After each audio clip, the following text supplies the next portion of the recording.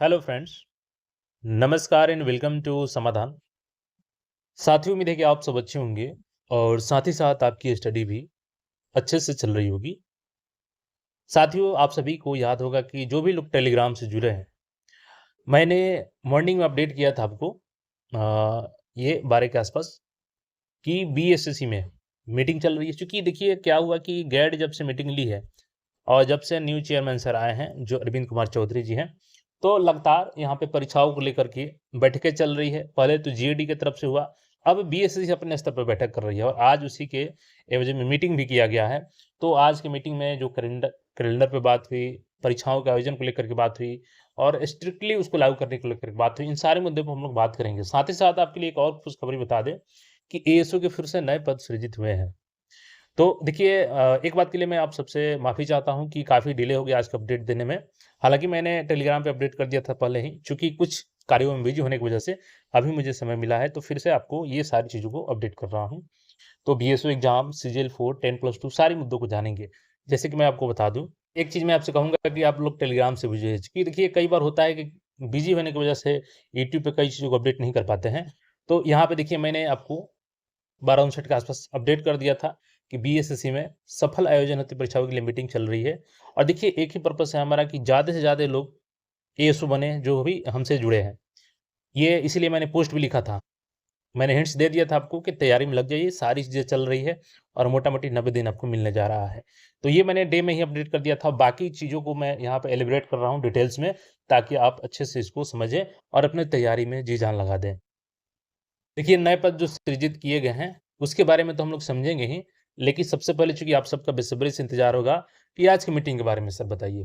तो देखिए, आपको बता दें कि जो मीटिंग हुई, इसमें जो अरविंद कुमार चौधरी सर हैं, वही चेयरमैन हैं और मैंने आपको पहले भी बताया था, इनके पास जो कि संयुक्त प्रतियोगिता जो होती है आपकी अ, यानी कि जो बिहार संयुक्त प्रवेश प्रतियोगिता परीक्षा बोर्ड है, उसके ये एग्ज़ाम कंट्रोलर हैं सर।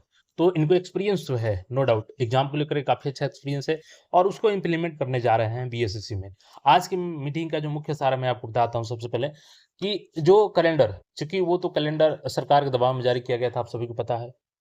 और उसमें डेट दे दिया गया था एक अनुमान के तौर पर, लेकिन वो नहीं हुई क्योंकि देखिए कि टेंडर की प्रक्रिया चली, सारी टेंडर हो चुकी है, बस जो 2 टेंडर हैं, जिसमें मैंने बताया कि ऑफ़िस के वर्क के लिए कुछ टेंडर है और बाकी जैसे कि ओएमआर शीट स्कैनिंग के लिए आफ्टर एग्ज़ाम जो प्रोसेस होता है, पर 10,000 ओएमआर शीट पर आवर के हिसाब से मशीन की डिमांड की गई है। तो वो भी 3 जून तक सारी चीज़ें क्लियर कर ली जाएँगी और वेबसाइट लगभग रेडी है आपका, तो फॉर्म आपका जैसे कि 15 जून से रीओपन होने जा रहा है। अब यहाँ पे एग्ज़ाम को लेकर के जो बातें हुई, तो मैं आपको बता दूँ, हालाँकि इससे पहले भी मैंने बताया था आपको कि जो फील्ड असिस्टेंट का एग्ज़ाम है, वो आपका जुलाई में होने जा रहा है, मेंस का, ठीक है?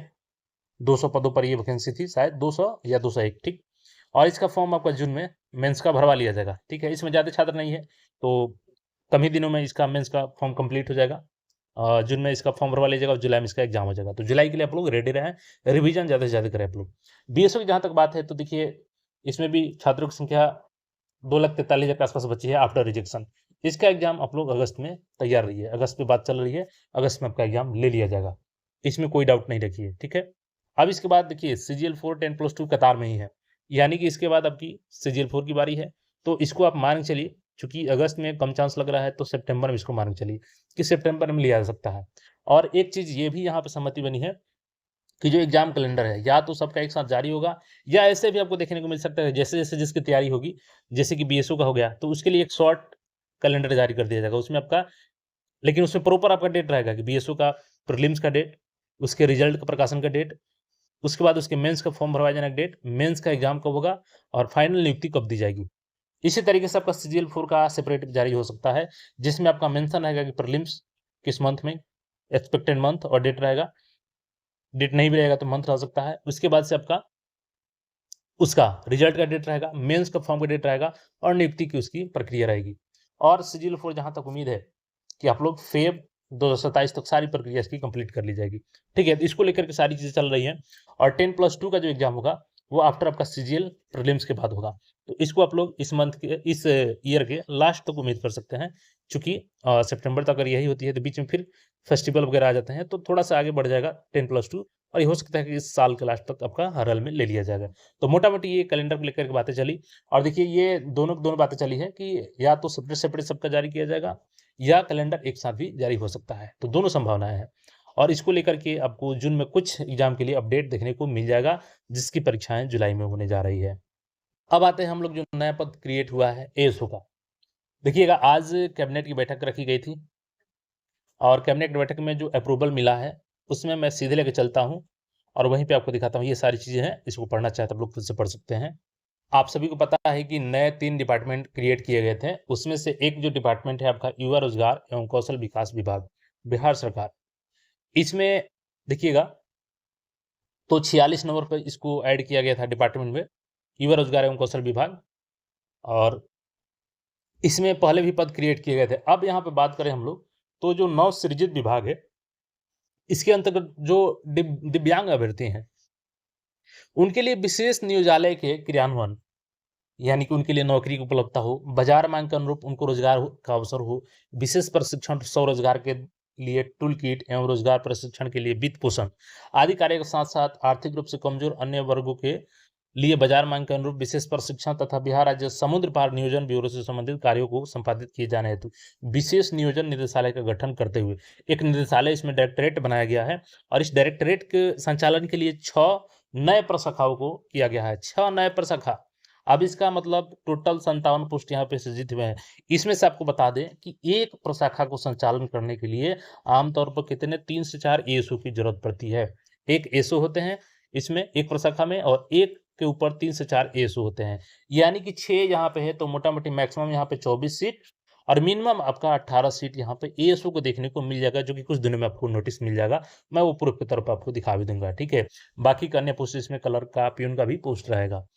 इसके अलावा फिर इसी में देखिएगा तो युवा एवं रोजगार विभाग में ही है, जो नव सृजित में है। इसमें छात्र एवं युवा कल्याण निदेशालय यानी कि ये एक और डायरेक्टरेट क्रिएट किया गया है और इसमें भी देखिएगा तो इसके संचालन के लिए देखिएगा अगेन यहाँ पे भी 6 प्रशाखा नियुक्त किए गए हैं और 6 प्रशाखा के संचालन के लिए मैक्सिमम कितने एएसओ 24 और मिनिमम 18।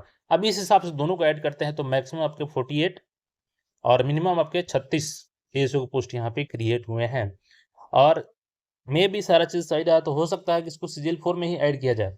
हालाँकि नहीं भी ऐड करती है अगर सरकार इसको नेक्स्ट के लिए रखती है, तो चूँकि अभी ये क्रिएट हुआ है, तो देखिए इस पे क्या होता है इन्फॉर्मेशन जैसा मिलेगा आपको अपडेट करेंगे।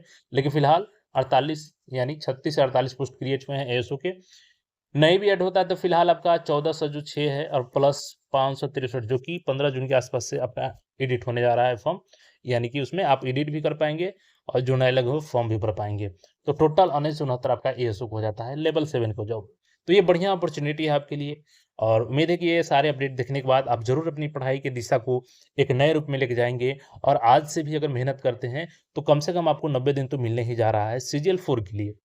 तो बिल्कुल, जी जान से लग जाइए, ऐसा मौका बार-बार नहीं मिलता है और इसीलिए मैं बार-बार आप सबको बोलता हूँ कि एक मतलब कि मोटिवेशन के तौर पे ले सकते हैं कि शांति बोले तो हिमालय और नौकरी बोले तो सचिवालय।